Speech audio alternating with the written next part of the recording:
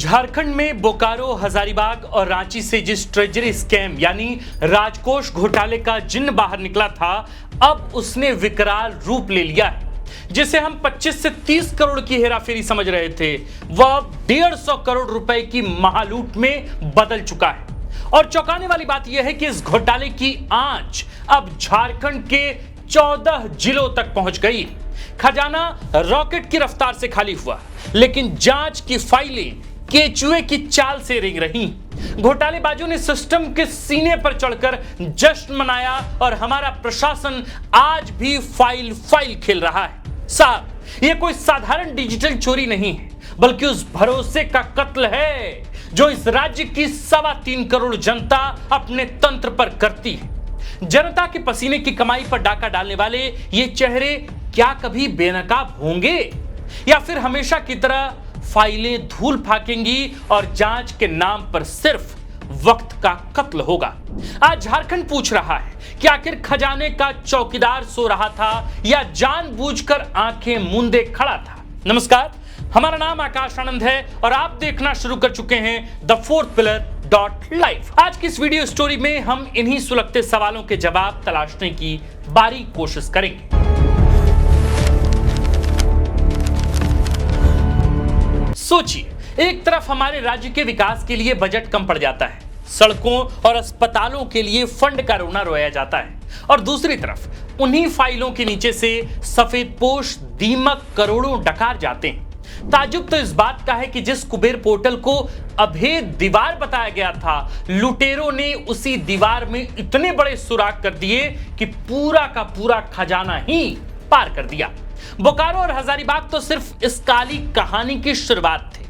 अब पलामू, जमशेदपुर, देवघर, रामगढ़, खूंटी, धनबाद, गोड्डा, दुमका, पाकुड़, साहेबगंज और गढ़वा, यानी झारखंड का शायद ही कोई कोना बचा हो जहां इन सफेदपोश दीमकों ने सरकारी खजाने को न चाटा। जांच का प्रारंभिक आकलन कहता है कि करीब 150 करोड़ रुपए का चूना लगाया गया है। ये वो पैसे थे जो झारखंड के विकास और गरीब की रोटी के लिए थे, लेकिन गया लुटेरों के ऐशो आराम। अरे विडंबना देखिए साहब, वित्त विभाग ने 10 अप्रैल को सीआईडी जांच की अनुशंसा की थी। मुख्यमंत्री ने 7 दिनों बाद यानी कि 17 अप्रैल को आदेश पर मुहर भी लगा दी, लेकिन आज इतने दिन बीत जाने के बाद भी जांच की फाइल सीआईडी के दफ्तर तक नहीं पहुंची। सचिवालय के गलियारों में फाइल फुटबॉल बनी हुई है, कभी गृह विभाग तो कभी कोई और महकमा। सवाल सीधा है, यह देरी किसी के गुनाहों पर पर्दा डालने के लिए तो नहीं हो रही? क्या फाइलों की ये सुस्त चाल इसलिए है ताकि बड़े मगरमच्छों को दामन साफ करने का पूरा मौका मिल सके?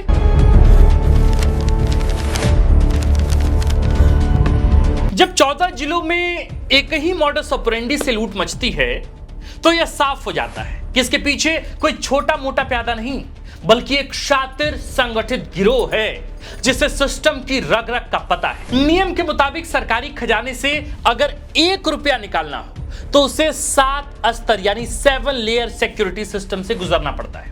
इसमें बिल क्लर्क, अकाउंटेंट, विभाग का head, DDO, treasury officer, register entry और बैंक वेरिफिकेशन जैसे 7 गेट होते हैं। हर गेट पर जांच होती है, हर स्तर पर अनुमति मिलती है, तब जाकर पैसा किसी खाते में पहुंचता है। यहां तो करीब 150 करोड़ रुपए निकल गए और किसी को वर्षों तक इसकी भनक तक नहीं लगी। इस मामले में कार्रवाई के नाम पर अब तक क्या हुआ? कुछ छोटे मोहरे अकाउंटेंट और सिपाही जेल भेज दिए गए, लेकिन उन बड़े साहबों का क्या, जिनके डिजिटल सिग्नेचर के बिना एक ढेला नहीं निकल सकता? डीडीओ, ड्राइंग और डिसबर्सिंग ऑफिसर और ट्रेजरी ऑफिसर की जिम्मेदारी कैसे तय होगी और कौन तय करेगा? यह एक ज्वलंत सवाल है। 150 करोड़ रुपए पार हो गए और साहब कहते हैं कि उन्हें भनक तक नहीं लगी। क्या नियम सिर्फ छोटे कर्मचारियों को सूली पर चढ़ाने के लिए है? इधर लूट मची है और उधर हजारों लाखों कर्मचारियों का मार्च महीने का वेतन अटका हुआ है। चोरी सिस्टम के कुबेर पोर्टल के सुराखों से हुई और परेशानी लाखों कर्मचारियों को झेलनी पड़ रही है। अब वेतन के लिए उनसे स्वप्रमाणित घोषणा पत्र मांगा जा रहा है।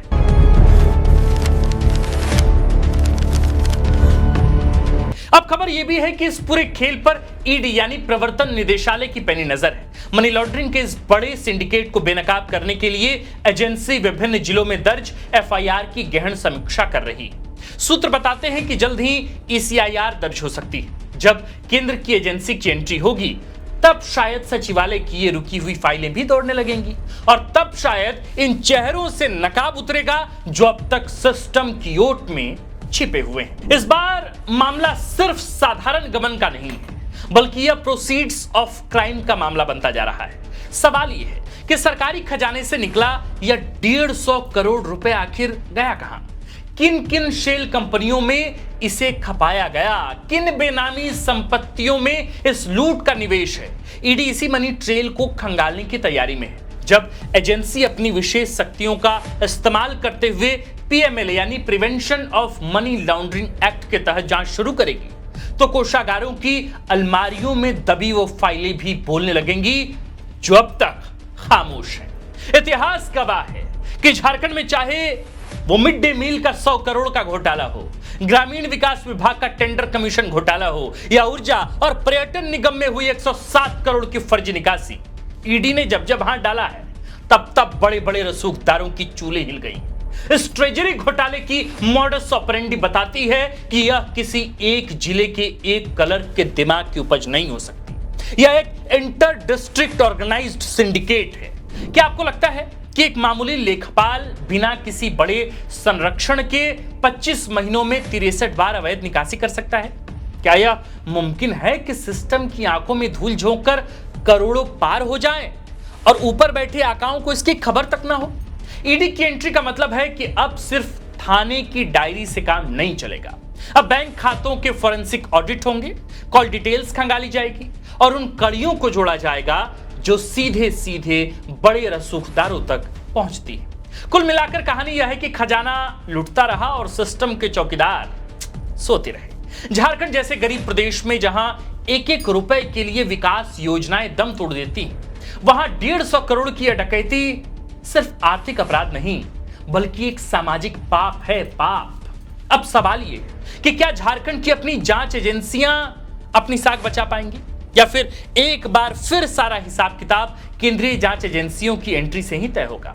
अगर इस बार भी सिर्फ मछलियां पकड़ी गई ना और मगरमच्छ बच निकले तो समझ लीजिए कि राम नाम सत्य है। मेरे प्रिय सुधी दर्शकों, यह कोई छोटा मोटा घोटाला नहीं है। झारखंड के 24 जिलों में से 14 जिलों से इस घोटाले की खबर सामने आई है। 14 जिलों में ट्रेजरी से पैसे अवैध तरीके से निकाल लिए गए हैं। सवाल यह है कि आखिर इतने सालों से घोटाले हो रहे थे लेकिन सिस्टम को इस बात की भनक तक कैसे नहीं लगी?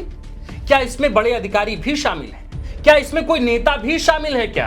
क्योंकि सवाल यही है कि जब सीआईडी के जांच के आदेश हो गए तो इतने दिनों बाद भी सीआईडी अब तक इस केस में इन्वॉल्व क्यों नहीं हो पाई?